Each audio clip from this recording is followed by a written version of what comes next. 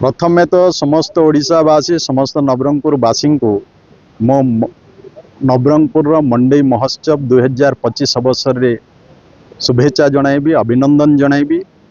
मंडई महोत्सव ये लोक कलार महोत्सव ये आमर ऐतिह्य परंपरा संस्कृति को बुझाए एवं आमर जीवन जीवन शैली को बुझाए। तेणु आर जो गुरुत्व रही ताकू आमे सबुदिन पाही आमर जो लोक कला संस्कृति लोक गीत नृत्य जो रही ताकू आमे केमिते सबुदिन पाए उज्जीवित करी रहिबु।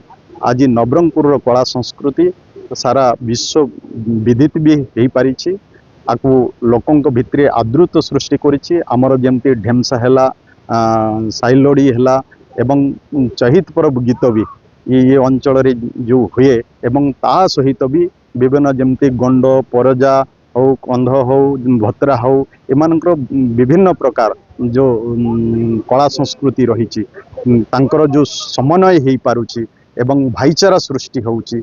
ये गोटे अपूर्व मंडई महोत्सव माध्यम रे मिलन जो होउछि निश्चय इठी आज जो आरंभ होइछि माँ भंडार घरणींकर मंदिर रो तांकर आज्ञामाला प्रकार आज हजार हजार संख्यार लोक जोगदेले एवं नवरंगपुर जिला कंपी उठुथिला उत्सव मुखर होउथिला जे नवरंगपुर कला संस्कृति रे।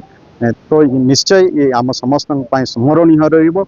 आउ ई आम लोककला आम परिचय आम संस्कृति आम परंपरा आम परिचय ताकू नहीं आमे गर्व करूँ। तो ताकू सबुदिन पाए आमे केमती बजाय रखिबु रहिथिबो नवरंगपुर परिचय सृष्टि होउथिबो एवं आगामी दिन रे भी से विश्व दरबार रे हो जातीय स्तर रे हो नवरंगपुर ना रहिथिबो सेथि पाए आज मंडई महोत्सव पालन पुणी करे मो समस्त को मंडई महोत्सव अवसर मो तरफ अनेक अनेक खुशी कथा जे मंडई जो लोक महोत्सव जातीय स्तर में नवरंगपुर जिला को परिचित कर मंडई 2002 मसीह आरंभ हुई प्रत्येक वर्ष चलित वर्ष धूमधाम गत वर्ष भारतीय जनता पार्टी सरकार को आसला लोकप्रिय मुख्यमंत्री इतिहास रचिथिले एवं गत वर्ष आसी राति रही पूरा मंडई को उपभोग करते। चलित वर्ष नवरंगपुर जिलार नाच गीत परंपरा संस्कृति वेश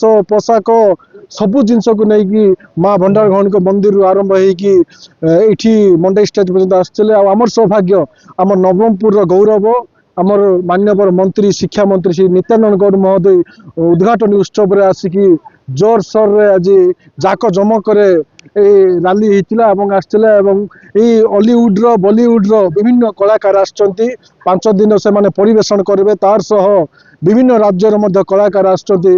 आ चलित वर्ष आज 50 रु अधिक गत वर्ष ठू अधिक मंडई स्टॉल निर्माण होती तार सहित गत वर्ष जो जीवा आसवा ब्लॉक ही जाऊला गाड़ी तार 2टा रास्ता कराई वर्ष सुंदर स्टेज सजा भव्य दिव्य। धन्यवाद।